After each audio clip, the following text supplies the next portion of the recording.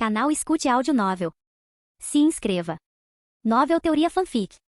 Fanfic Harry Potter, A Sombra de um Legado, Parte 9. Capítulo 71. O avanço na identificação da natureza central da maldição Maledictus abriu caminho para novas pesquisas focadas. A sala precisa se transformou ainda mais, e seu vasto espaço agora continha não apenas uma biblioteca e um laboratório, mas também mapas anatômicos de sistemas nervosos mágicos, modelos aritméticos complexos de fluxo de energia e matrizes alquímicas cintilantes com poder contido. O trabalho deles tornou-se um ataque triplo ao problema. Hermione, com seu conhecimento enciclopédico, tornou-se a teórica dos condutores, pesquisando runas antigas, sifonagem mágica e a história da transferência de magia da alma. Ela se debruçou sobre textos que descreviam como a energia mágica poderia ser extraída, contida e movimentada, buscando uma maneira segura e estável de criar uma via de mão única para a maldição viajar. Daphne, com seu profundo conhecimento da história e genética dos puros sangues, tornou-se a analista de linhagem. Ela traçou meticulosamente a árvore genealógica da família Greyengras e, por meio de correspondências com outras famílias antigas, começou a mapear as ocorrências da maldição Maledictus ao longo das gerações. Ela descobriu padrões. A maldição frequentemente permanecia adormecida por séculos antes de ressurgir,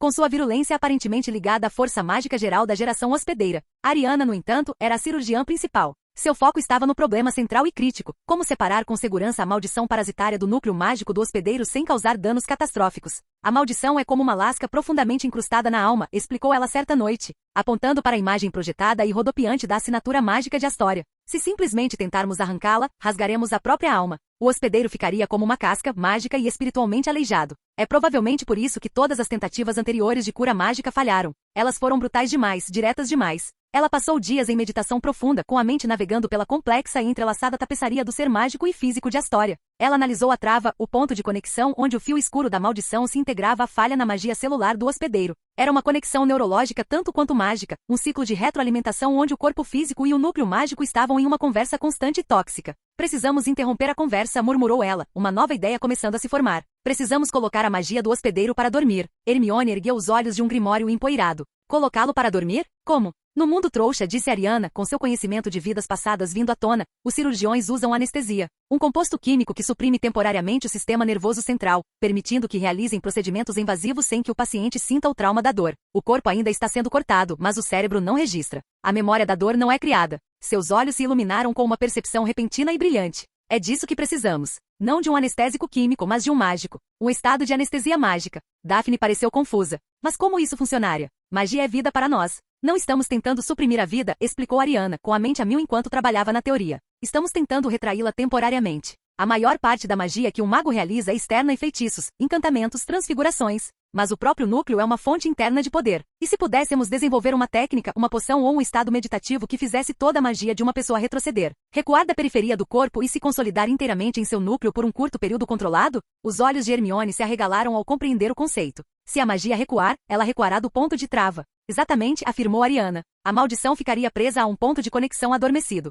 Por um momento ficaria desgarrada. Ficaria faminta, em busca da energia mágica necessária para sobreviver. A peça final do plano se encaixou com uma clareza impressionante. E naquele momento de busca, continuou Ariana, com a voz carregada de uma excitação silenciosa e feroz. Apresentamos a ela uma fonte de alimento mais atraente e mais acessível. Ela apontou para as anotações de Hermione sobre sifonagem rúnica. Criamos um conduto externo. Uma matriz rúnica desenhada no corpo partindo do ponto de fixação. No final desse conduto, colocamos um recipiente de contenção. Como que? Perguntou Daphne. Algo simples, refletiu Ariana. Algo magicamente absorvente, mas fundamentalmente neutro. Um pedaço de pergaminho preparado. Um cristal especialmente tratado. Extraímos a maldição, ao longo do caminho rúnico para dentro do objeto. A maldição, desesperada por energia, seguirá o caminho de menor resistência e se incorporará ao novo material hospedeiro. E então você o sela, Hermione sussurrou, a mente iluminada pelas possibilidades. Um selo rúnico no pergaminho, aprisionando a maldição dentro. Exatamente, disse Ariana. Nós não destruímos a maldição, nós a transplantamos. Atraímos o tumor para fora do paciente e o prendemos em uma placa de Petri. Uma vez isolado, podemos estudá-lo e eventualmente encontrar uma maneira de destruí-lo com segurança, sem prejudicar o hospedeiro original.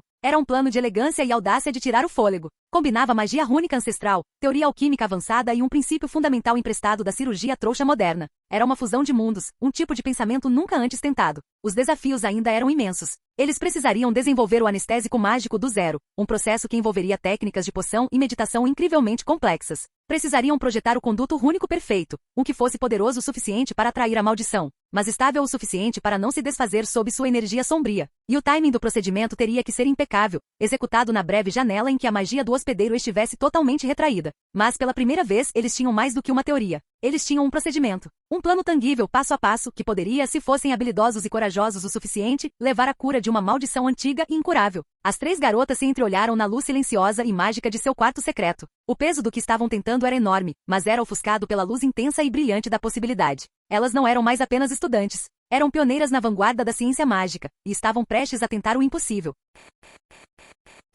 Capítulo 72. Com um procedimento viável mapeado, as 2 semanas seguintes se transformaram em um borrão de trabalho focado e incansável. A sala precisa tornou-se o mundo inteiro deles. Hermione, valendo-se de sua memória quase fotográfica, aperfeiçoou o complexo conjunto rúnico, um delicado padrão ramificado projetado para ser uma isca suave, porém irresistível para a maldição. Daphne, utilizando os extensos arquivos alquímicos de sua família, concentrou-se no recipiente de contenção, um pequeno disco plano de obsidiana, polido e tratado com nitrato de prata e pedra da lua em pó para torná-lo magicamente poroso, porém estável. Ariana, por sua vez, assumiu a tarefa mais crítica e perigosa, o desenvolvimento do anestésico mágico. Era uma poção de imensa sutileza. Não podia simplesmente suprimir a magia, isso seria um veneno. Precisava persuadir o núcleo mágico a entrar em um estado de dormência temporária e voluntária. Ela usou uma base de água destilada de uma fonte magicamente silenciosa. Adicionou a semente em pó do feijão sopoforos por suas propriedades indutoras de sono e a infundiu com a essência do luar, capturada usando uma técnica arcana de flamel, para promover um estado de recessão repousante. O ingrediente final foi uma única gota de seu próprio sangue, um catalisador para sintonizar a poção com uma assinatura mágica humana. Após inúmeros testes em pequena escala com plantas mágicas, eles tinham um protótipo. O plano não era mais teórico. Estava pronto. Mas Ariana sabia que um plano dessa magnitude não poderia ser executado por 3 alunas sozinhas, por mais brilhantes que fossem. A fase final, a extração e o selamento da maldição, exigia um nível de poder e controle que nem mesmo ela, em seu estado debilitado, poderia garantir. Não era tarefa para uma aprendiz, era tarefa para uma mestra. Chegou a hora, anunciou ela certa noite, colocando o diagrama final e aperfeiçoado do conduto rúnico sobre a mesa. Fizemos tudo o que podíamos. Agora precisamos trazer o establishment. Ela solicitou outra reunião com o professor Dumbledore, desta vez com a presença dos professores McGonagall e Snape. Insistiu que acontecesse dentro dos limites seguros da sala precisa. Os 3 professores adentraram o vasto espaço secreto, com expressões que misturavam espanto e perplexidade. Com Hermione e Daphne ao seu lado, Ariana apresentou suas descobertas. Não se tratava de um relatório de estudante, era uma apresentação profissional revisada por pares. Hermione expôs a teoria histórica e rúnica. Daphne explicou a linhagem e os componentes genéticos. E Ariana, com precisão clínica, detalhou a natureza da maldição como um parasita mágico, o conceito de anestesia mágica e o procedimento completo, passo a passo, para sua extração e contenção. Os 3 professores ouviram em silêncio profundo e atordoado. Snap, o mestre de poções, foi o primeiro a falar com a voz baixa e incrédula, enquanto examinava a fórmula da poção de Ariana. Isso é inédito. Uma poção projetada para induzir dormência do núcleo sem causar choque sistêmico. A teoria é revolucionária. E também incrivelmente perigosa. Os riscos foram calculados e mitigados, professor, respondeu Ariana calmamente. Usar um sifão rúnico para extrair uma maldição semelhante a um fragmento de alma. O potencial de reação psíquica é enorme, murmurou McGonagall, com o rosto pálido. É por isso que a etapa final não pode ser realizada por nós, disse Ariana, voltando o olhar para o diretor. Professor, o procedimento requer um mago com imenso poder, controle e experiência para gerenciar a transferência de energia e realizar o selo final e absoluto. Minhas próprias reservas mágicas ainda estão abaixo do ideal para um procedimento tão delicado. Eu desenvolvi o plano cirúrgico. Estou pedindo que você seja o cirurgião. Dumbledore desviou o olhar dos mapas detalhados para os rostos das 3 jovens bruxas à sua frente. Viu um projeto tão brilhante, tão genial em colaboração que o deixou humilde. Eles haviam conseguido em questão de meses o que o mundo mágico não conseguirá em séculos. Eles haviam encarado um problema incurável e, recusando-se a aceitar o dogma mágico estabelecido, haviam arquitetado uma solução. Um sorriso lento e orgulhoso se espalhou por seu rosto. Seria uma grande honra para mim, disse ele, com a voz carregada de um profundo respeito. A data foi marcada. O procedimento ocorreria na mansão Greyengras, dentro da segurança de suas antigas tuteladas familiares. Lord e Lady Greyengras, com os rostos uma máscara de esperança nervosa, deram seu consentimento. Em uma tranquila manhã de sábado, a equipe se reuniu em uma sala ampla e ensolarada da mansão. Astoria estava deitada em uma cama confortável, parecendo pequena e assustada, mas também incrivelmente corajosa. Seus pais e irmã estavam ao lado, com as mãos firmemente entrelaçadas. Dumbledore, McGonagall e Snape estavam presentes, seus papéis habituais de professores substituídos pelos de uma equipe médica. Ariana e Hermione estavam ao lado deles, atuando como consultoras principais. O processo começou. Hermione, com a mão firme, pintou cuidadosamente o intrincado conjunto rúnico na pele de Astoria com uma tinta especial com infusão de prata. As linhas partindo de um ponto nas costas, perto da base do pescoço, descendo pelo braço até a palma da mão. Ariana então administrou a poção, o anestésico mágico. Ela ajudou Astoria a beber o pequeno frasco brilhante, sua voz um murmúrio calmo e reconfortante. Será como adormecer em um lugar quentinho e tranquilo, explicou. Eles observaram enquanto a aura mágica de Astoria, visível apenas para os sentidos aguçados de Dumbledore e Ariana, lentamente começou a recuar, recuando da superfície de sua pele e se consolidando em uma estrela densa e adormecida no centro de seu ser. O núcleo está adormecido, anunciou Ariana baixinho. Professor, a janela está aberta. Snape, com uma delicadeza surpreendente, colocou o pequeno disco de obsidiana na palma da mão aberta de Astoria, diretamente sobre o término do conjunto rúnico. Agora era a vez de Dumbledore. Ele ficou de pé sobre a garota adormecida com os olhos fechados por um momento em profunda concentração. Então, ergueu a varinha das varinhas com a ponta apontada para a base do pescoço de Astoria, onde a maldição estava mais fortemente ancorada.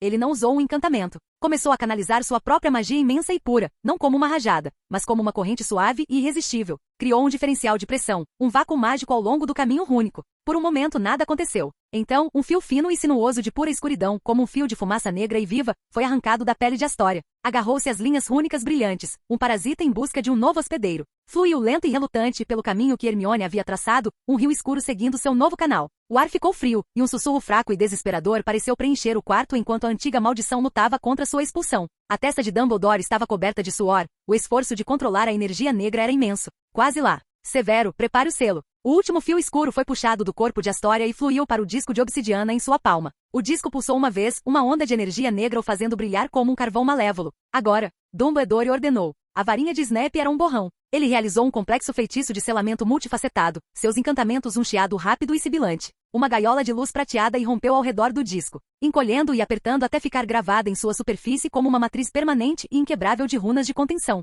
O frio no quarto desapareceu. Os sussurros opressivos cessaram. Estava feito. Dumbledore cambaleou para trás, apoiando-se em McGonagall, o esforço tendo esgotado até mesmo ele. Astoria continuou dormindo, respirando fundo e uniformemente, seu rosto, pela primeira vez, completamente livre da sombra de cansaço que sempre o assombrara. Ariana deu um passo à frente e colocou a mão na testa de Astoria. Ela podia sentir. A falha em seu núcleo mágico ainda estava lá, a predisposição genética. Mas o parasita, a maldição em si, havia desaparecido. Sua magia era sua novamente. Mais tarde, depois que o efeito da anestesia passou, Astoria acordou. Sentou-se com os olhos arregalados de um assombro que nunca conhecera. Podia sentir sua própria magia pura e imaculada pulsando em suas veias. Levantou a mão e conjurou uma pequena borboleta perfeita e cintilante que esvoaçou ao redor de sua cabeça. Foi a primeira vez que ela realizou uma mágica que não parecia andar na lama. Ariana estava parada na porta, observando o reencontro alegre e choroso da família Greengras. Astoria, com o rosto iluminado por uma alegria pura e genuína, chamou sua atenção. Ariana lhe deu um sorriso breve e caloroso. A maldição se foi, Astoria, disse ela. Sua magia agora é sua. Ela fez uma pausa. Está animada para Hogwarts no ano que vem? O sorriso de resposta da menina mais nova foi ofuscante. Pela primeira vez, seu futuro não era uma contagem regressiva para uma transformação monstruosa, mas uma estrada aberta, mágica e cheia de possibilidades. E era um futuro que ela devia inteiramente à garota quieta e brilhante que se recusará a acreditar na palavra incurável. Capítulo 73. A notícia, quando divulgada, não causou apenas impacto, foi uma onda que remodelou todo o cenário da medicina mágica e da hierarquia social. Por insistência de Ariana, o procedimento não foi mantido em segredo. Ela, com a orientação de Dumbledore, foi coautora de um artigo de pesquisa formal com Hermione e Daphne. O artigo foi submetido não ao Profeta Diário, mas ao prestigioso International Journal of Alchemical and Magical Theory, a principal publicação acadêmica do mundo bruxo. O artigo, intitulado O Método Proposto para a Extração e Contenção de Maldições Mágicas Hereditárias, Maledicti, via anestesia de recessão do núcleo e transferência rúnica, era um documento denso, brilhante e absolutamente revolucionário. Expunha a teoria da maldição como um parasita mágico, detalhava o desenvolvimento da poção anestésica e fornecia as especificações rúnicas exatas para o procedimento de contenção. Os três autores foram listados claramente: Ariana Dumbledore, Hermione Granger e Daphne Greengras. Seus nomes ao lado de Alvo Dumbledore e Severo Snape, que foram creditados como consultores na aplicação prática, estavam agora permanentemente gravados nos anais da história da magia. O artigo foi publicado e um mundo mágico entrou em erupção. A princípio, houve descrença. Uma maldição antiga e incurável, resolvida por três adolescentes? Parecia absurdo. Mas então a família Greengras, uma das linhagens por sangue mais antigas e respeitadas, emitiu uma declaração formal por meio de seus advogados, confirmando que sua filha mais nova, Astoria, havia sido tratada com sucesso usando o método exato descrito no artigo. O Departamento de Regulação e Controle de Criaturas Mágicas do Ministério da Magia foi forçado a reclassificar a maldição Maledictus de incurável para tratável. Os curandeiros do Centemungus se esforçaram para entender o novo paradigma. As implicações sociais eram imensas. Famílias que haviam escondido suas filhas amaldiçoadas por séculos de repente viram um vislumbre de esperança. O fato de a solução ter vindo de uma equipe composta por um Dumbledore, um nascido trouxa e um puro sangue da Sonserina foi uma declaração poderosa, ainda que desconfortável, sobre o futuro da colaboração mágica. Sussurros também começaram a ligar os pontos. A poção experimental que milagrosamente trouxera Alice e Frank Longbottom de volta da beira da insanidade era agora reexaminada à luz dessa nova descoberta. Embora a verdade sobre a cura direta e manual de Ariana permanecesse um segredo bem guardado, o mundo bruxo em geral começou a suspeitar que essa nova garota Dumbledore estivesse no centro de uma revolução médica. Sua reputação evoluiu de uma poderosa prodígio para algo muito mais profundo, uma verdadeira inovadora, uma transformadora de paradigmas. Em meio a essa tempestade global de debates acadêmicos e convulsões sociais, a vida em Hogwarts continuou. Mas para as 3 garotas no centro dela, tudo havia mudado. Elas não eram mais apenas alunas, eram coautoras de um milagre. Certa noite, alguns dias após seu retorno ao castelo, Ariana encontrou Daphne sentada sozinha perto das janelas do Corujal, observando o pôr do sol. A máscara sonserina de compostura fria havia desaparecido, substituída por uma expressão de profunda e silenciosa emoção. Ariana estava ao lado dela, as duas observando os últimos raios de luz pintarem o céu em tons de laranja e violeta. Meu pai enviou uma coruja esta manhã, disse Daphne, com a voz suave. Uma família na França, os Delacours, tem um primo distante com a maldição. Eles estão consultando os curandeiros da minha família sobre o procedimento. Eles têm esperança. Ela se virou para Ariana, seus olhos azuis brilhando com lágrimas de gratidão não derramadas. Você não salvou apenas minha irmã, Ariana. Você salvou gerações de bruxas que nasceram com uma sentença de morte. Você devolveu a vida a elas. Antes que Ariana pudesse responder com sua explicação lógica e imparcial de sempre, Daphne fez algo nada sonserina. Ela diminuiu a distância entre elas e a abraçou com força e força. Não foi o abraço desajeitado e hesitante de uma nova conhecida, mas o abraço desesperado e grato de alguém cujo mundo inteiro havia sido refeito. Obrigada, sussurrou Daphne, com a voz carregada de emoção. Ariana, surpresa com o contato físico repentino e intenso, relaxou lentamente e retribuiu o abraço. Ela abraçou a amiga, sentindo a gratidão genuína e avassaladora emanando dela. Ela entendeu, naquele momento, que aquilo era mais do que apenas um projeto de pesquisa bem-sucedido. Ela havia mudado a realidade fundamental de famílias como os Grey-Graces. Quando finalmente se separaram, Ariana olhou para o rosto emocionado e sincero de Daphne. Ela não viu apenas uma aliada política ou uma parceira de pesquisa, mas uma amiga que a apoiara, confiara nela e compartilhara de sua empreitada mais ambiciosa. Seus cálculos internos, que sempre colocaram Hermione na categoria singular de melhor amiga, precisavam de uma atualização significativa. Hermione é minha melhor amiga, Daphne disse a Ariana, com a voz baixa, mas clara, e os olhos cor de pervinca demonstrando uma sinceridade inabalável. Nos conectamos em um nível de compreensão intelectual e emocional único. Ela é a primeira amiga de verdade que já tive. Daphne assentiu, com um lampejo de compreensão e talvez um pouco de decepção nos olhos. Mas continuou Ariana, mantendo o olhar fixo em mim, o que conquistamos juntos, o que você contribuiu, a confiança que você demonstrou em mim e a lealdade que você me deu. É um vínculo diferente, mas não menos poderoso. Você também é meu melhor amigo. A distinção era sutil, mas crucial. Hermione era amiga do seu coração e da sua mente. Daphne tornará-se amiga do seu propósito e da sua vontade. Não era uma competição, era uma expansão. A sua capacidade para alianças profundas e significativas não era um jogo de soma zero. Um sorriso lento e brilhante se espalhou pelo rosto de Daphne. Era um sorriso de pura alegria e aceitação. Ela não havia substituído Hermione, mas havia conquistado seu próprio lugar único no círculo íntimo de Ariana. Ela havia sido vista, valorizada e reivindicada. Obrigada, Ariana, ela disse, recuperando a compostura, mas com os olhos ainda brilhando. Alianças devem ser mantidas, disse Ariana, com um leve sorriso nos lábios. E alianças fortes são construídas com base na confiança mútua e em propósitos compartilhados. Temos ambos. Elas ficaram ali por mais um momento, duas jovens bruxas poderosas de casas rivais, unidas por um projeto secreto e uma amizade nova e profunda. O sol se pôs em seu 3º ano em Hogwarts, um ano em que as viu enfrentar dementadores, exonerar um homem inocente e curar uma maldição incurável. O futuro era incerto, Voldemort ainda era uma sombra iminente, mas enquanto Ariana permanecia ali, com a lealdade de uma leoa da Grifinória e uma serpente da Sonserina ao seu lado, ela sabia que estava pronta para isso. Sua equipe estava reunida, seu poder estava crescendo, e o jogo estava prestes a ficar muito, muito maior.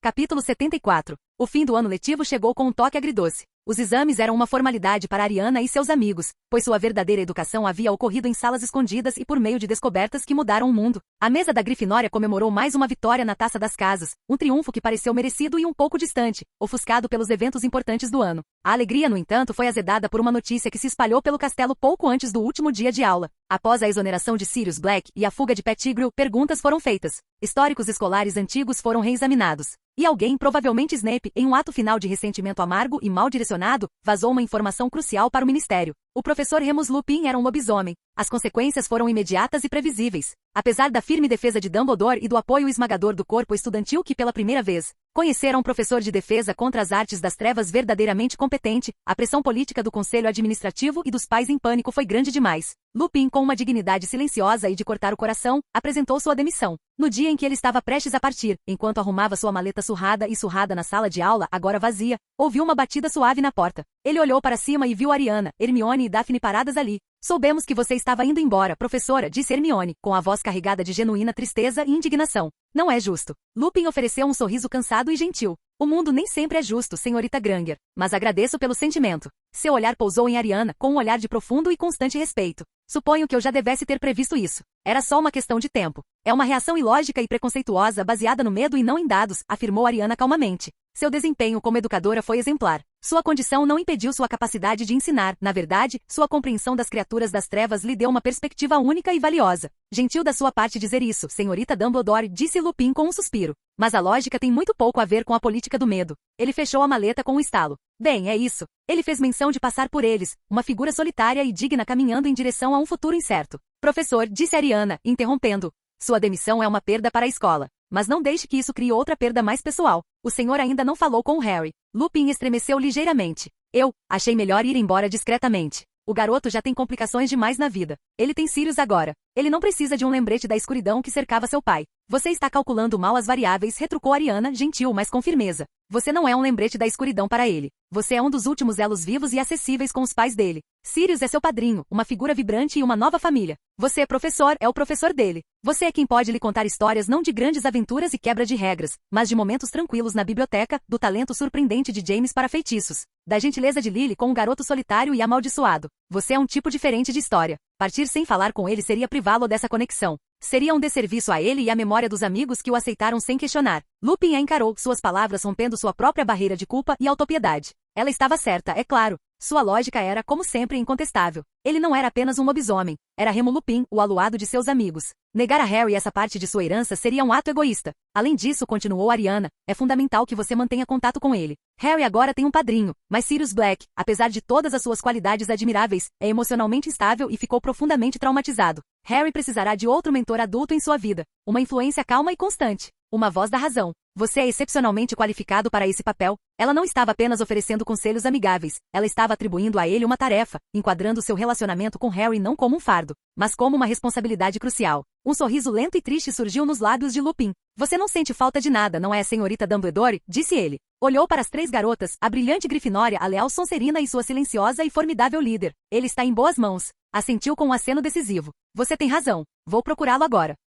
Enquanto ele se afastava com os ombros um pouco mais retos e o propósito renovado, Hermione se virou para Ariana. Foi uma gentileza sua. Era coisa lógica a fazer, respondeu Ariana. Manter a estrutura de apoio de Harry é uma prioridade estratégica. Mas enquanto observava Lupin se afastar, sua mente já estava em movimento, processando um novo projeto de longo prazo. Ela pensou na maldição Maledictus, uma falha no sangue mágico. E agora pensou na licantropia. O mundo bruxo a tratava como uma maldição sombria e incurável, uma marca de monstruosidade. Mas o que era, na verdade? Um vírus mágico? Uma doença sanguínea transformadora que respondia ao ciclo lunar? Seria realmente incurável ou o mundo simplesmente havia parado de procurar uma cura, contentando-se em ostracizar as vítimas em vez de tratar a doença? Os paralelos entre sua pesquisa e a história eram inegáveis. Novo projeto, uma voz calma e determinada notou no fundo de sua mente. Catálogo, licantropia. Objetivo, analisar o mecanismo mágico-biológico da maldição. Hipótese, se a maldição Maledictus for uma falha no gene mágico, a licantropia pode ser um agente viral que sequestra a magia transformadora do hospedeiro. Possibilidade de supressão ou cura, atualmente desconhecida, mas a probabilidade é diferente de zero. A viagem de trem de volta a Londres foi repleta da habitual animação de fim de semestre. Harry estava imerso na conversa com Lupin, o rosto radiante com a promessa de cartas e futuras visitas. As meninas discutiram seus planos de pesquisa para o verão. O futuro se estendia diante delas, uma paisagem de imensas possibilidades e perigos iminentes. Ariana olhou pela janela para a paisagem que passava, sua mente já trabalhando. Ela havia resolvido o mistério da Câmara. Ela havia curado uma maldição incurável. Ela havia corrigido uma injustiça de 12 anos atrás. Mas esses eram apenas movimentos iniciais em um jogo muito maior e mais complexo. Voldemort ainda estava por aí. Pettigrew era seu servo. E o mundo estava cheio de outros tipos de magia, maldições e dores mais antigas e profundas que o mundo bruxo havia considerado incuráveis. Era, pensou ela com um sorriso irônico, um ambiente rico em alvos. E ela estava apenas começando. Capítulo 75. O verão após o terceiro ano foi uma calmaria bem-vinda e restauradora após a tempestade. Foi um período de estudo profundo, amizade tranquila e a lenta e paciente reposição das reservas mágicas de Ariana. Como havia prometido, ela dividiu seu tempo, criando uma nova tradição de verão que equilibrava suas alianças e suas pesquisas. Ela começou com 2 semanas na casa dos Granger. A vida lá era uma rotina reconfortante de atividades intelectuais e prazeres mundanos. Ela e Hermione passavam longas tardes ensolaradas à beira da piscina, com suas espreguiçadeiras enterradas sob pilhas de livros sobre aritmancia avançada e teoria alquímica. Elas nadavam, discutiam conceitos mágicos complexos e então caíam em um silêncio tranquilo e confortável, simplesmente apreciando o calor do sol e a companhia uma da outra. O senhor e a senhora Granger, agora completamente acostumados com a amiga extraordinária da filha, a tratavam como parte da família, com um orgulho silencioso pelas duas meninas brilhantes palpável. Em seguida, ela passou uma semana na mansão Greengras. A atmosfera lá era de profunda mudança e esperança. Astoria, agora livre da presença constante e exaustiva da maldição, era uma criança diferente. Ela ainda era delicada, mas seus olhos brilhavam de vida e riso. Ela seguia Ariana por toda parte, sua adoração brilhando. Ariana passava um tempo com ela, praticando jogos mágicos e monitorando sutilmente seu progresso, coletando dados sobre uma linhagem Maledictus livre de maldições. A pesquisa com Daphne continuou na grande biblioteca de Greengras, mas agora era menos frenética, mais teórica, focada no objetivo de longo prazo de impedir que a maldição se alastrasse a uma geração futura. Finalmente, em meados de agosto, ela enviou uma coruja para Harry e viajou de Flu até o número 12 do Largo Greenmount. A antiga casa da família Black foi um choque para os sentidos. Era uma casa alta e sombria, imersa em séculos de magia negra e preconceito contra os puros sangues. O ar estava carregado com o cheiro de poeira e decomposição, e as cabeças desencarnadas de elfos domésticos, erguidas nas paredes, olhavam para baixo com olhos vazios e vidrados. Mas em meio à escuridão, havia vida. Sirius Black, parecendo mais saudável e feliz do que nunca, trabalhava incansavelmente com Remo Lupin para limpar e descontaminar a casa. Eles riam, trocavam insultos como se fossem colegiais novamente, o profundo vínculo de sua amizade como uma luz acolhedora na escuridão opressiva da casa. Harry estava lá com um sorriso permanente no rosto, finalmente experimentando um verdadeiro lar, cercado pelos homens que eram seus últimos elos com seus pais.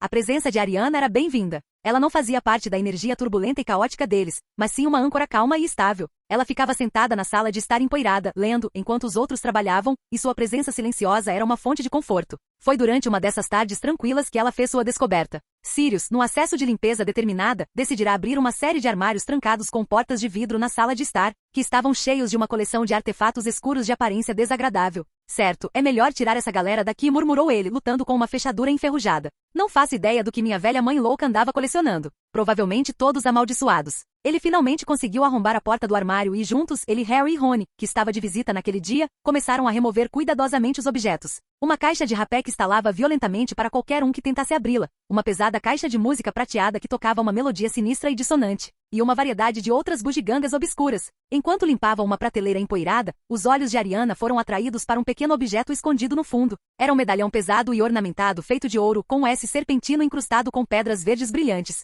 Para os outros era comum, apenas mais uma joia feia e velha. Mas Ariana sentiu isso instantaneamente. Era um ponto frio no quarto, um vazio de magia que parecia sugar o calor e a luz do ar ao redor. Era profunda e horrivelmente familiar. Era a mesma magia cancerosa e fragmentada da alma que ela sentirá no diário de Tom Riddle. Outra Horcrux. O medalhão da Sonserina. Ela manteve a expressão perfeitamente neutra, sua compostura interna contrastando fortemente com o choque repentino e glacial que a percorreu. A história original envolvera uma longa e árdua busca por esse mesmo objeto. E lá estava ele, esquecido em um armário empoeirado. O que é isso? Perguntou Harry pegando-o. Ele estremeceu imediatamente. Argue, que sensação horrível. Provavelmente amaldiçoado, disse Sirius com desdém. Vamos jogá-lo no lixo junto com o resto dessa tralha. Antes que ele pudesse pegá-lo, uma voz frenética e rouca ecoou do canto da sala. O medalhão da senhora. Monstro não permitirá que o meio-sangue o profanem. É um tesouro da Casa dos Negros. O ancião elfo doméstico, monstro, apareceu, seus olhos bulbosos brilhando com uma devoção fanática. Ele tentou agarrar o medalhão, mas Sirius o interceptou. Para trás, seu velho miserável, Sirius rosnou, seu bom humor evaporando ao ver o elfo que representava tudo que ele odiava em sua família. Quando os dois começaram a discutir, Ariana se adiantou.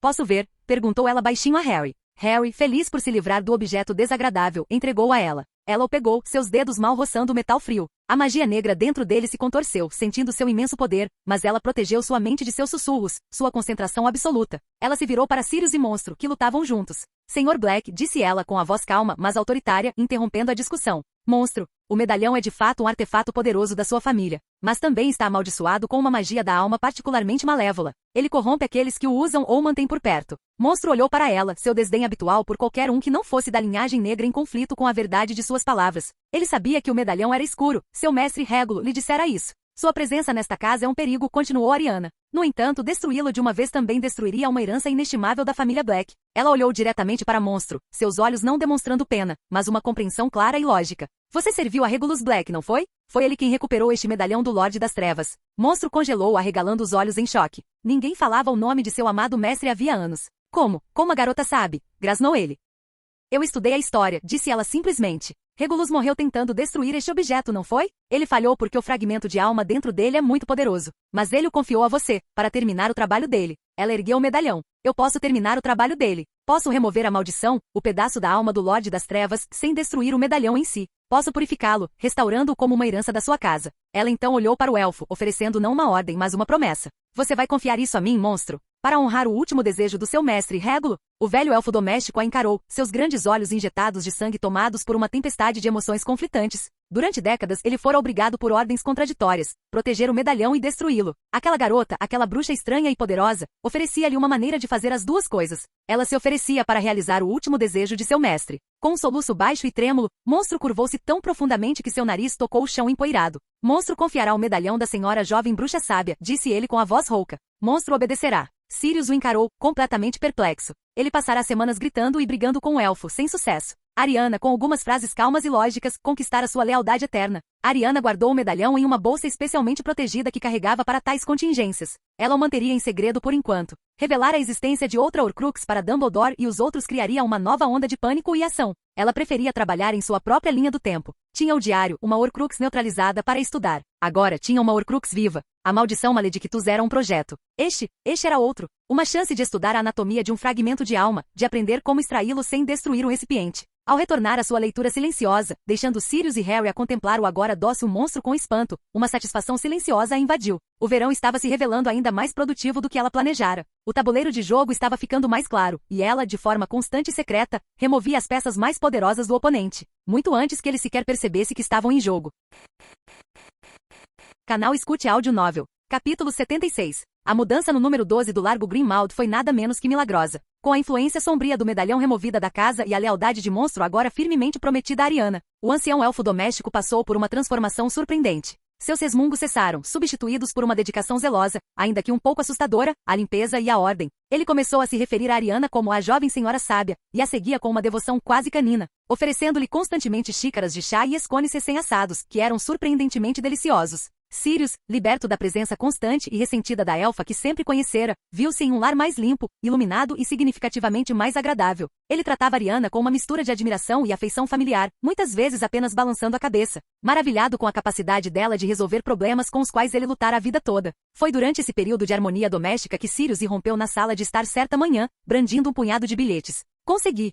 Anunciou ele com o rosto iluminado por uma empolgação juvenil. Ingressos para a final da Copa do Mundo de Quadribol. Irlanda contra a Bulgária. O que você acha, Harry? Que tal uma viagem? Os olhos de Harry brilharam. A Copa do Mundo? Brilhante. E você, claro, disse Sirius, virando-se para Ariana. Você tem que vir, e trazer seus amigos. Todos eles. Por minha conta. Seu olhar se suavizou. É o mínimo que posso fazer. Ele então mencionou que encontrariam os Weasleys lá, tornando o encontro um grande reencontro. Ariana, para quem o quadribol ainda era um esporte um tanto caótico e ilógico, reconheceu o convite pelo que era, um exercício crucial de fortalecimento da equipe, uma oportunidade de solidificar os laços de sua aliança em um ambiente descontraído e festivo. Teremos o maior prazer em comparecer, Sirius aceitou graciosamente. É claro que ela também sabia o próximo evento e seu local de origem. Ela enviou corujas para Hermione e Daphne. A resposta de Hermione foi imediata e eufórica. Daphne ficou igualmente entusiasmada, embora tenha informado que sua família já tinha seus próprios ingressos em uma sessão diferente, mas que ela e Tracy ficariam felizes em encontrá-los lá. E assim, numa manhã enevoada, antes do amanhecer, no final de agosto, Ariana, Harry, Sirius e Remo, que também estavam hospedados em Grimmauld Place,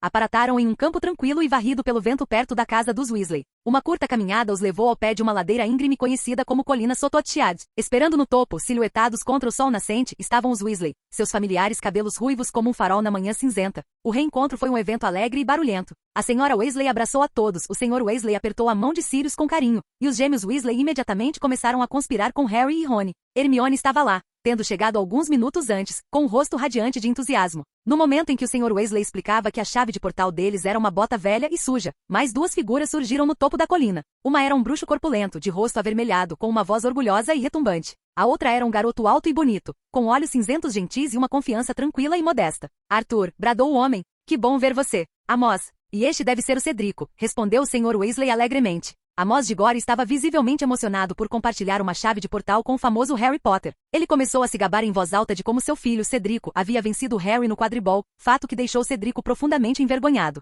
Foi então que o olhar de Amos de Gore pousou nas duas garotas, ligeiramente afastadas do caos Weasley, ao lado de Harry. Ele viu Hermione, com seus cabelos agora uma cascata de cachos brilhantes, sua nova confiança brilhando, e então viu Ariana, com sua beleza serena e presença poderosa, destacando-se mesmo na luz enevoada do amanhecer. Bem, agora, exclamou Amos, arregalando os olhos. Eu sei quem vocês dois são. Meu Cedrico me contou tudo sobre vocês. A brilhante garota Granger e o prodígio de Dumbledore. Vocês dois estão causando um rebuliço em Hogwarts. Maldições de cura, pelo que ouvi dizer. Impressionante. Cedric Diggory olhou para eles, com um sorriso educado e genuinamente impressionado no rosto bonito. Ele vira o duelo de Ariana e ouvirá o sussurro sobre seu incrível poder. Agora, vendo-a de perto, calma e equilibrada em uma colina varrida pelo vento ao amanhecer, achou as histórias fáceis de acreditar. Acenou-lhes com um aceno amigável e respeitoso. É uma honra conhecer vocês dois pessoalmente, disse Cedric, com a voz calorosa e sincera, ignorando deliberadamente a ostentação do pai. Hermione corou, desacostumada a receber uma atenção tão direta e positiva de um garoto mais velho e popular. Ariana apenas inclinou a cabeça em um gesto de reconhecimento frio e educado.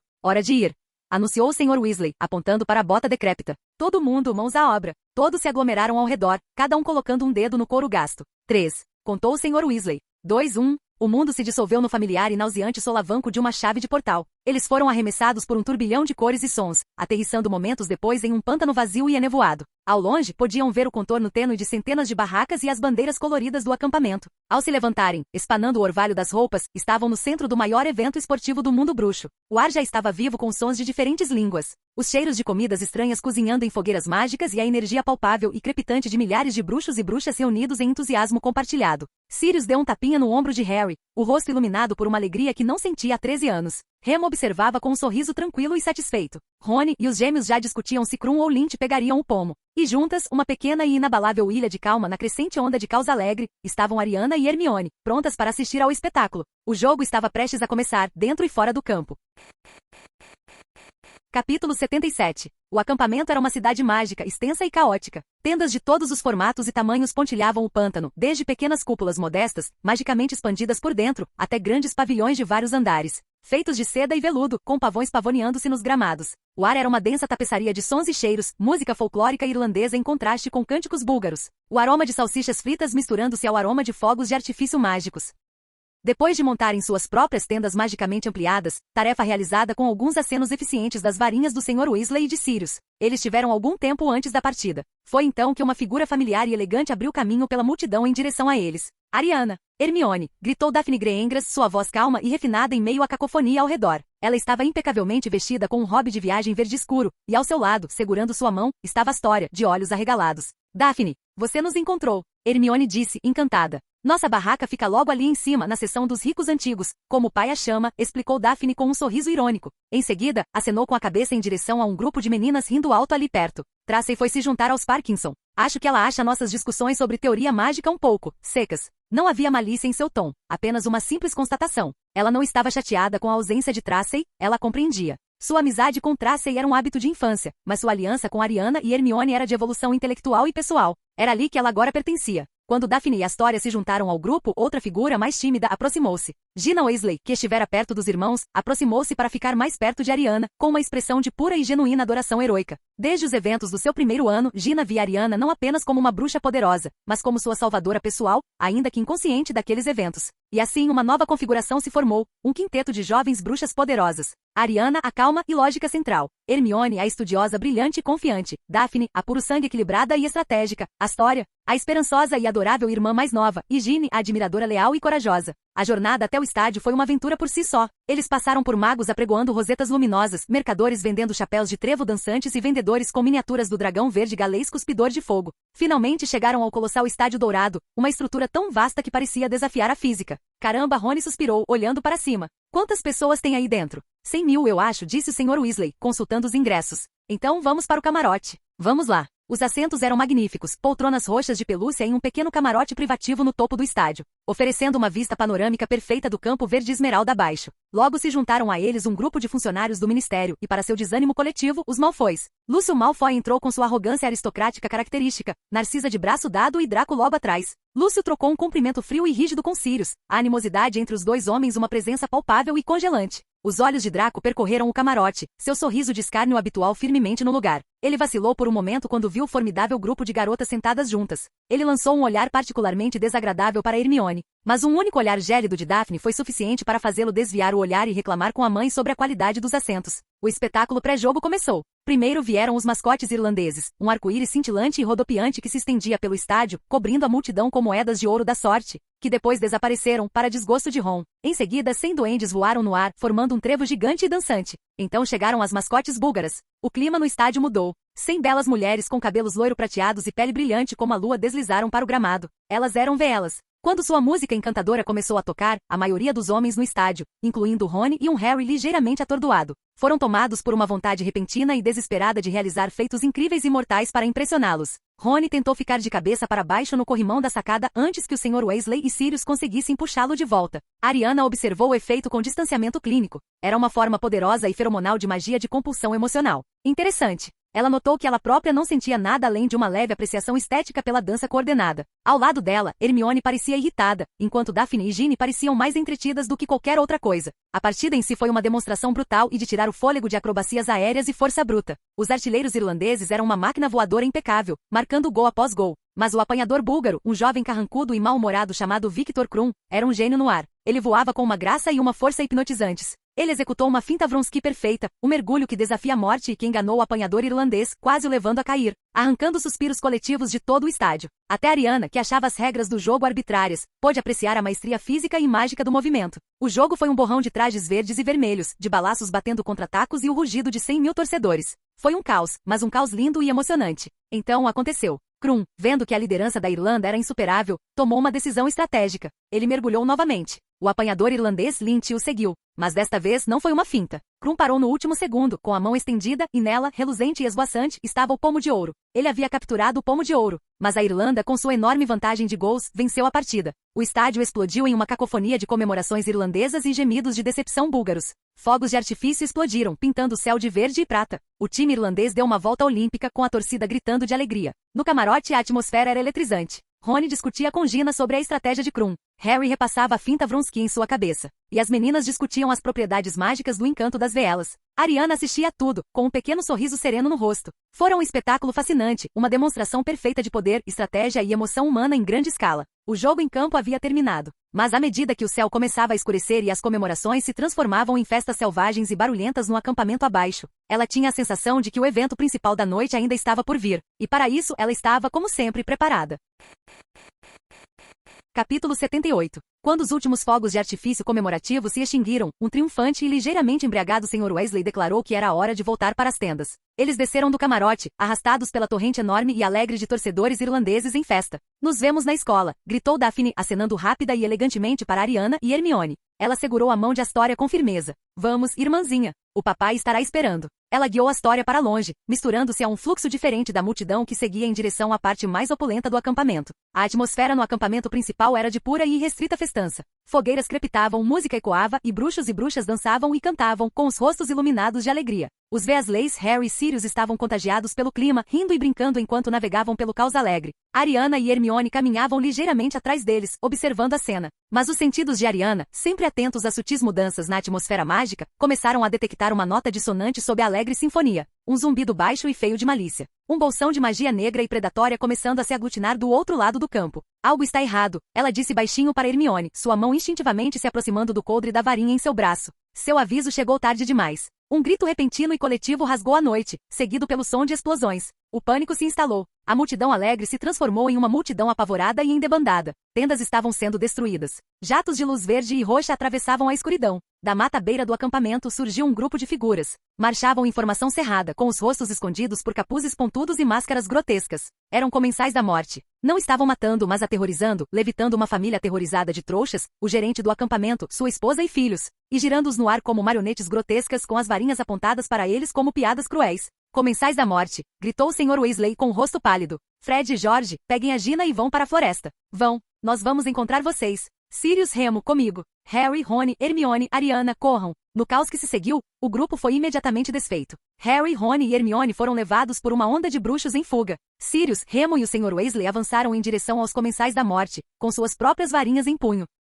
Ariana, no entanto, viu-se separada, movendo-se em uma direção diferente. Ela se movia com uma calma sobrenatural, sua mente avaliando a situação, seus olhos procurando por seus amigos. Foi então que ela ouviu um pequeno grito de terror próximo. Daphne. Era Astoria. Em pânico, ela fora derrubada e separada da irmã. Estava encolhida na base de um grande carvalho, com um rosto pálido de terror enquanto 3 comensais da morte mascarados se separavam do grupo principal e começavam a avançar sobre ela, com as varinhas em punho e o riso cruel e zombeteiro. Eles avistaram uma criança puro sangue solitária e vulnerável. Um alvo fácil para sua diversão. Ora, o que temos aqui? Zombou um deles. Um passarinho canouro perdido do ninho. Ariana não hesitou. Não havia tempo para um plano nem para lógica. Havia apenas o imperativo imediato e absoluto de proteger uma criança sob seus cuidados. Ela se moveu, um borrão de movimento, colocando-se diretamente entre os comensais da morte que avançavam e a aterrorizada Astoria. Deixem-na em paz, disse ela. Sua voz não era um grito. Era uma declaração baixa, fria e absolutamente autoritária que cortou o riso zombeteiro deles como um caco de aço congelado. Os 3 comensais da morte pararam surpresos. Viram uma garota loira, esbelta e solitária, parada diante deles, com uma expressão de calma absoluta e inabalável.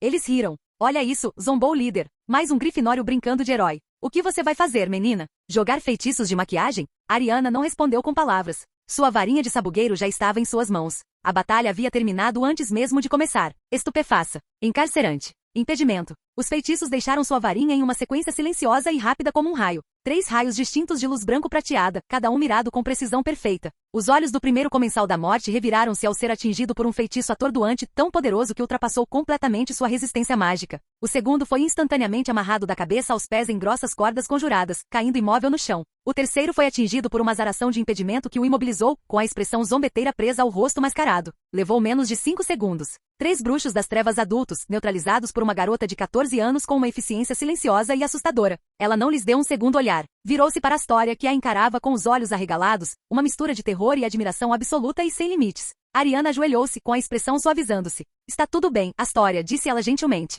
Você está segura. Ela lançou um feitiço de escudo rápido e brilhante ao redor dos dois enquanto maldições dispersas voavam acima deles. Fiquem comigo. Foi naquele momento que um terror novo e mais profundo tomou conta do acampamento. Uma voz forte e estrondosa, magicamente amplificada, rugiu da floresta. Mos Mordre. Um jato de luz verde brilhante disparou alto no céu. Explodiu formando um crânio colossal e cintilante composto de estrelas esmeraldas, com uma grande serpente saindo de sua boca como uma língua grotesca. A marca negra. O símbolo de Lord Voldemort. A visão disso interrompeu a festa dos comensais da morte. Esquecidos de sua cruel diversão, eles desaparataram imediatamente com estalos agudos, desaparecendo na noite. Os trouxas aterrorizados caíram no chão, ilesos, mas profundamente traumatizados. O silêncio desceu sobre o campo, um silêncio ainda mais aterrorizante do que o caos que havia substituído. Todos, dos bruxos do ministério às famílias em fuga, olharam para o símbolo verde e medonho pairando no céu como uma lua malévola. Os bruxos do ministério começaram a aparatar na clareira com suas varinhas em punho, gritando e lançando feitiços atordoantes em todas as direções. A noite estava longe de terminar. A investigação sobre quem havia lançado a marca negra estava apenas começando, e o mundo bruxo acabará de receber um lembrete arrepiante de que,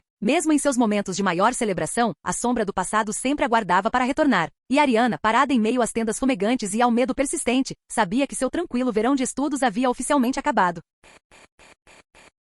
Capítulo 79. A chegada dos bruxos do ministério transformou o acampamento caótico em um cenário de investigação oficial e apavorada. Aurores em vestes escuras se espalhavam, protegendo o perímetro e cuidando dos trouxas traumatizados. No centro da clareira, sob a luz verde e fantasmagórica da marca negra, um homem alto e rígido, com um bigode perfeitamente aparado e um ar de intensa e estressada importância, gritava ordens. Era Bartolomeu Crouch Senhor, chefe do Departamento de Cooperação Internacional em Magia. Foi nessa cena que os Greygraces e os Weasleys, finalmente se encontrando na floresta, entraram correndo. Daphne, com um rosto pálido de preocupação, avistou Ariana protegendo a irmã mais nova com um amuleto protego ainda brilhante. Astoria! Daphne gritou, correndo e envolvendo a irmã num abraço forte. Lord e Lady Greyengras o seguiram, com expressões que misturavam terror e imenso alívio. Ao mesmo tempo, o Sr. Weasley, Sirius e Remus chegaram, com as varinhas ainda em punho e as expressões sombrias. Viram os 3 comensais da morte inconscientes, amarrados e congelados no chão perto de Ariana. Barto Crouch Senhor aproximou-se, com os olhos semicerrados de desconfiança. Ele absorveu a cena, a magia poderosa e persistente do escudo, os 3 comensais da morte incapacitados e a jovem impossivelmente calma no centro de tudo.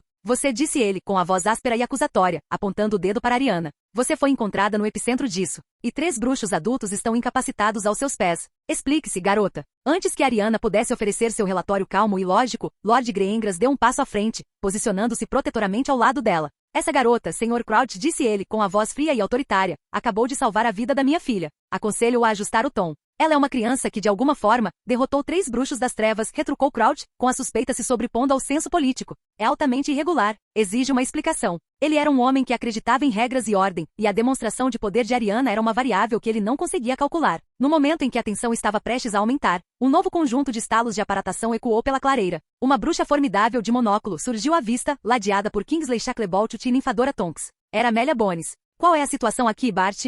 Ela perguntou, seu olhar percorrendo a cena com o olhar experiente de um investigador. Amelia, disse Crouch afobado. Tenho a situação sob controle. Esta garota está sob suspeita de uso não convencional de magia. O olhar de Amelia Bones pousou sobre Ariana, e sua expressão mudou de severidade para reconhecimento imediato. Ela então olhou para os 3 comensais da morte neutralizados. Sob suspeita, disse a diretora Bones com a voz transbordando incredulidade. Ela se aproximou e se dirigiu a Crouch como se ele fosse um aluno lerdo. Bart, você está bem? Não reconhece a pessoa que está tentando interrogar? Esta é a senhorita Ariana Dumbledore, portadora da Ordem de Merlin, 3ª classe, por serviços prestados à lei e à justiça mágicas. A bruxa que foi fundamental na absolvição de Sirius Black e na exposição de Pedro Pettigrew. A bruxa cuja pesquisa está atualmente revolucionando a medicina mágica no Centemungus. O queixo de Crouch caiu. Ele encarou Ariana, sua mente lutando para conciliar a calma e a jovem garota com a reputação formidável que Amelia Bones acabará de expor. Meus aurores cuidarão de tudo, continuou Bones, dispensando-o completamente. Ela acenou para Shacklebolt e Tonks. Prendam os prisioneiros e os levem para as celas de detenção. Quero que sejam interrogados com Veritaserum antes do fim da noite.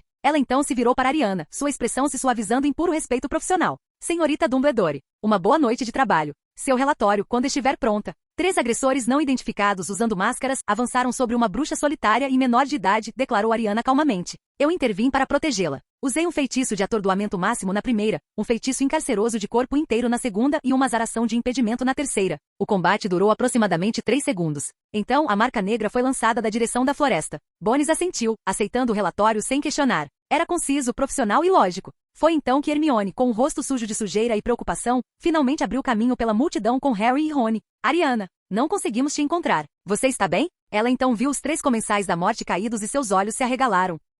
Naquele momento, uma aurora emergiu da floresta, segurando um elfo doméstico apavorado e guinchante por uma de suas grandes orelhas. Era Vinky, a elfa doméstica da família Crouch, e em sua mãozinha trêmula estava a varinha de Harry. Encontramos esta na floresta, diretora, relatou Auror, bem embaixo de onde a marca foi lançada. E ela estava segurando isto. O rosto de Barto Crouch Senhor passou de pálido a um branco medonho. Vinky, qual é o significado disso? A cena que se seguiu foi uma confusão caótica de acusações, negações e a demissão de um elfo doméstico leal e aterrorizado. Ariana observava tudo, sua mente reunindo a verdade. Vinky não havia lançado a marca. Mas outra pessoa sim. Alguém que estivera perto dela. Alguém que havia tomado a varinha de Harry. Alguém que ela conhecia bem o suficiente que encontraria em breve. Quando o caos finalmente se acalmou, os prisioneiros foram levados embora, Crouch desaparatou, deixando seu elfo desgraçado. E o ministério estava começando o longo e árduo processo de modificar a memória dos trouxas e limpar o acampamento. O próprio grupo se amontoou, exausto e abalado. Daphne, com seu dever para com os pais cumprido, foi direto até Ariana. Sem dizer uma palavra, envolveu-a com os braços, um abraço intenso de gratidão e uma lealdade recém-descoberta e profunda. Você a salvou, sussurrou. De novo. Era o curso lógico de ação, murmurou Ariana de volta, dando um tapinha no ombro da amiga. Hermione a observava, verificando se havia ferimentos, o rosto uma máscara de preocupação. Tem certeza de que está bem? Um confronto mágico de 3 contra 1, mesmo que curto, deve ter afetado suas reservas. Estou funcionando dentro de parâmetros aceitáveis, Ariana garantiu a ela, embora sentisse um cansaço leve e familiar bem no fundo de seu ser. A noite havia terminado. A Copa do Mundo que começara com tanta alegria terminara em terror e mistério. Mas enquanto o grupo, exausto, se preparava para retornar às suas barracas para algumas horas de sono agitado, a mente de Ariana já estava a mil. O ataque dos comensais da morte, a marca negra, Vinky, o elfo doméstico, eram todas variáveis em uma equação muito maior. Uma equação que ela sabia com uma certeza arrepiante, teria sua solução dentro dos muros de Hogwarts. O torneio tribruxo estava chegando. E alguém estava determinado a torná-lo um jogo de 4 jogadores, não de 3. Capítulo 80. O Expresso de Hogwarts, normalmente um navio de conversas animadas de fim de verão, estava calmo em sua jornada para o norte. A lembrança da marca negra pairando no céu e as consequências caóticas da Copa do Mundo lançavam uma sombra longa e assustadora sobre os alunos. Sussurros sobre o ataque dos comensais da morte e a misteriosa aparição do símbolo de Voldemort eram os tópicos dominantes das conversas em todos os vagões. No compartimento ocupado por Ariana e seus amigos, no entanto, a atmosfera era diferente. Não era de medo, mas de uma intensidade concentrada e silenciosa. Harry e Ron estavam relatando os eventos da noite pela 10ª vez, ainda vibrando com uma mistura de terror e adrenalina. Mas Ariana, tendo processado a ameaça imediata, já havia se dedicado aos projetos mais significativos do ano. Ela esperou até que Harry e Ron estivessem entretidos em uma brincadeira de snap explosivo antes de se virar para Hermione e Daphne, criando uma sutil bolha de privacidade. Os eventos da Copa do Mundo foram uma escalada infeliz, mas previsível, começou ela com a voz baixa e serena. O clima político está desestabilizando. É mais importante do que nunca que nos concentremos em nossa própria pesquisa. O trabalho que estamos fazendo é a longo prazo, muito mais significativo do que os atos aleatórios de terroristas desorganizados. Hermione e Daphne se aproximaram com expressões sérias. Sabiam que ela não estava falando sobre os estudos. O projeto Maledictus tinha uma base teórica sólida, continuou Ariana. Mas decidi abrir uma segunda linha de pesquisa paralela este ano. Ela enfiou a mão num bolso especialmente protegido de suas vestes e tirou um pequeno frasco de vidro magicamente selado. Dentro dele, havia uma única gota de sangue escuro e carmesim que parecia vibrar com uma energia tênue e selvagem. O que é isso? Daphne sussurrou com os olhos arregalados. É uma amostra de sangue do professor Lupin, explicou Ariana calmamente. Eu pedi a ele antes de sairmos do Largo Grimmauld. Disse que era para minha pesquisa em andamento sobre anomalias mágicas do sangue. Ele ficou feliz em atender. Os olhos de Hermione brilharam com a compreensão crescente. Licantropia, ela sussurrou. Exatamente, afirmou Ariana. É tratado pelo mundo bruxo como uma maldição, uma forma de magia negra. Mas essa é uma classificação simplista e inútil. Não é uma maldição da mesma forma que a aflição de Maledictus. Uma é hereditária, uma falha no DNA mágico. A outra é transmitida por meio de um ataque, como uma doença. É, acredito eu, um vírus mágico. Ela ergueu o frasco. Assim como a maldição Maledictus, este vírus sequestra o núcleo mágico do hospedeiro, especificamente sua capacidade inata de autotransfiguração.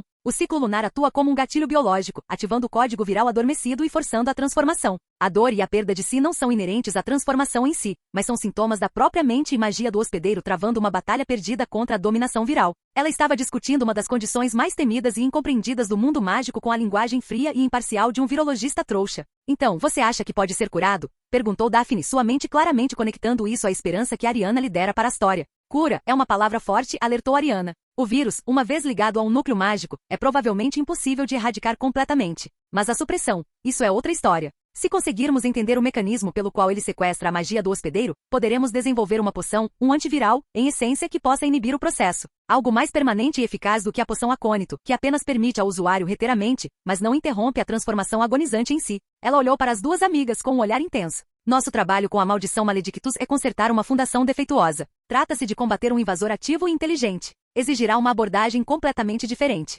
Preciso da sua ajuda. Hermione, preciso que você pesquise todos os vírus mágicos e patógenos transformadores conhecidos. Daphne, preciso que você investigue relatos familiares antigos sobre tentativas de controlar ou mitigar a licantropia, além das normas padrão do Ministério. As famílias puro-sangue frequentemente tinham seus próprios métodos secretos. Era mais uma tarefa monumental, um desafio que pareceria impossível para qualquer outra pessoa. Mas para as 3 meninas no compartimento, era apenas o próximo passo lógico em seu trabalho compartilhado. Houve, no entanto, um projeto que ela não compartilhou. Mais tarde naquela noite, depois que Hermione e Daphne foram até o carrinho para comprar lanches, Ariana sentou-se sozinha sob a luz fraca do vagão. Ela silenciosamente enfiou a mão em outro bolso, ainda mais cuidadosamente protegido, e seus dedos roçaram o ouro frio e pesado do medalhão de Sonserina. O projeto Horcrux era dela e somente dela. Era um fardo perigoso demais, sombrio demais, para compartilhar, mesmo com seus amigos mais próximos. O conhecimento da alma dividida de Voldemort era um segredo que o próprio alvo Dumbledore guardava há anos. Envolver Hermione seria colocá-la em perigo existencial direto e sobrecarregá-la com um medo terrível e devastador. Envolver Daphne seria arrastá-la, junto com sua família, para o centro da guerra contra o Lorde das Trevas, um risco que Ariana não estava disposta a correr por eles. Sua pesquisa sobre o medalhão foi um esforço solitário e silencioso. Ela estudaria suas propriedades, analisaria o fragmento de alma contido nele e aprenderia a mecânica de sua magia sombria e parasitária. Ela o trataria como tratar a maldição de Maledictus, como um problema a ser compreendido, contido e, por fim, resolvido. Ela encontraria uma maneira de realizar o mesmo tipo de extração, de purificar o objeto sem destruir o inestimável artefato histórico. Era um caminho solitário e perigoso, mas ela sabia que precisava trilhar sozinha. Seus amigos eram seus aliados, sua força, seu sistema de apoio. Mas alguns fardos, ela entendia, eram destinados a serem carregados apenas por uma pessoa. Enquanto o trem rufava em direção às luzes familiares e acolhedoras de Hogwarts, Ariana se debruçava sobre seus segredos. A maldição curável, o vírus controlável e a alma despedaçada de um Lorde das Trevas. O ano letivo nem havia começado oficialmente, mas seu verdadeiro trabalho já estava a todo vapor. Fim do vídeo. Para acesso antecipado à continuação dos vídeos, ou para incentivar o canal, vire membro. Muito obrigado.